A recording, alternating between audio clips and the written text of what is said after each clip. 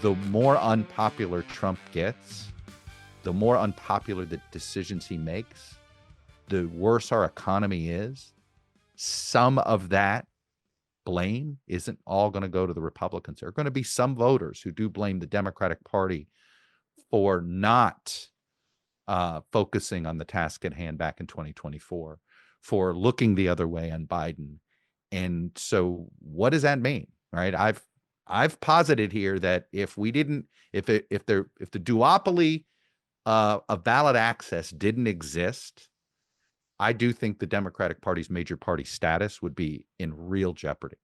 But because of how embedded, and because there's only one vehicle to guarantee ballot access without having to go around gathering petition signatures and things like that in many states, it gives them essentially a chance to try to reinvent themselves. But they have to reinvent themselves. Make no mistake. If you're thinking about leading this party in 26 or 28, go spend some time watching what Bill Clinton did in 1989 and 1990. Go take a look at the DLC. It doesn't mean you have to move ideologically. I do think that sometimes strength can be projected without shifting your ideology left to center or center to left. What you've got to do is project strength, whatever it is. Either if it's strength on an issue, strength on character, but these mealy-mouthed answers and this sort of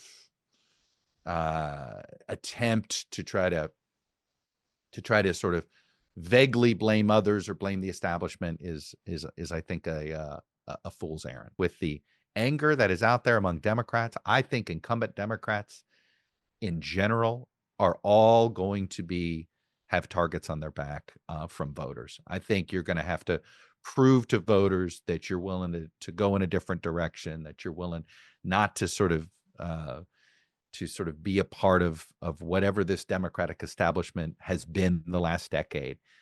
So being an incumbent politician is going to be tough. I think a tougher road in Democratic primaries than maybe some incumbents are prepared to believe in. I do want to remind folks, why is the Hur tape public? The Hur tape is only public because the Trump White House chose to make it public. Now you ask yourself, why did they choose? Why is Donald Trump so enamored with constantly bringing up Joe Biden? Because in many ways, if you think about it like how a poker player might analyze somebody at a table, why is he doing this? Well, to me, it's a tell.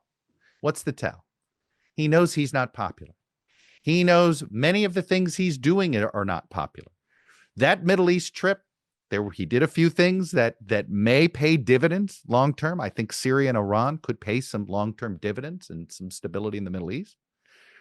But the stinkiness of the business transactions and of the clear sort of intent of his personal businesses and his sons profiting off of the government's businesses with those three Gulf countries, UAE, Saudi Arabia, and Qatar, plus the whole plane business, right? There's some stinkiness to it.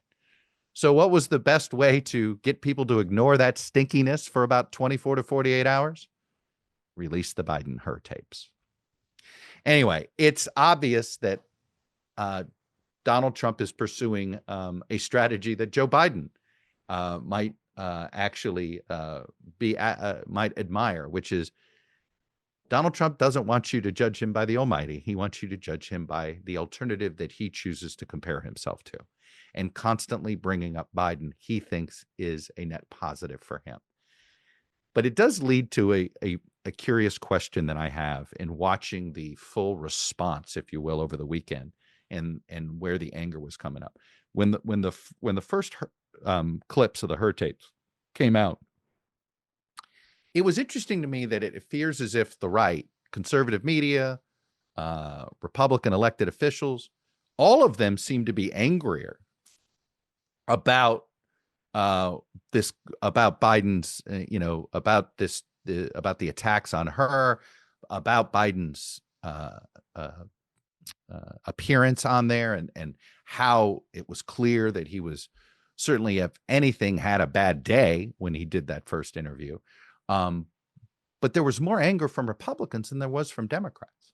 And that's been a head scratcher to me. I think the release of the Hur tape should be making Democrats a heck of a lot angrier than Republicans. You would think Trump allies are ecstatic that Democrats did nothing about Joe Biden for as long as they did. You would think Republicans should be celebrating that Democrats essentially didn't put their best foot forward in 2024. But if anything, they're attacking. They seem to be angrier about the development and angrier that, see, they were right in their minds. They were right. Biden wasn't up to the job. Now, I know that some on the right, they think this is going to be some sort of vindication for them, that this will reinforce that you can't trust the left on anything.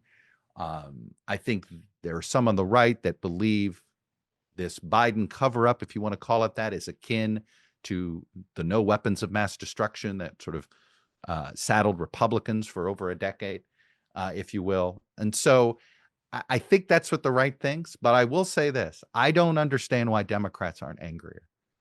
It was a lot of hiding a little bit in response to the Hur tapes and while the Republicans seemed to be venting and frustrated, it was almost as if, why couldn't the Democrats have put up a better candidate so that Donald Trump didn't become president?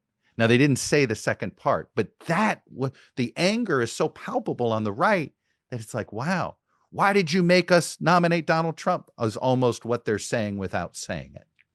Anyway, just something to think about into the motivation into why Trump's doing this. And I'll say this. It says a lot to me that the Trump White House feels the need that they have to do this, because guess what? They've had a bad 96 hours.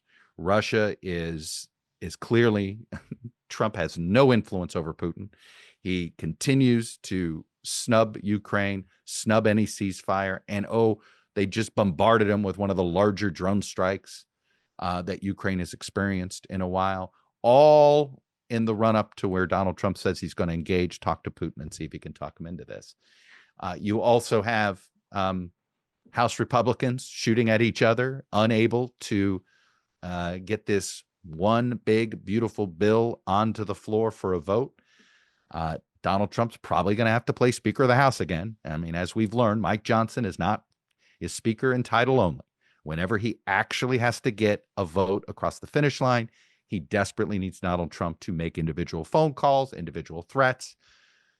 And let's just say Donald Trump has a lot of work to do this week playing House Speaker.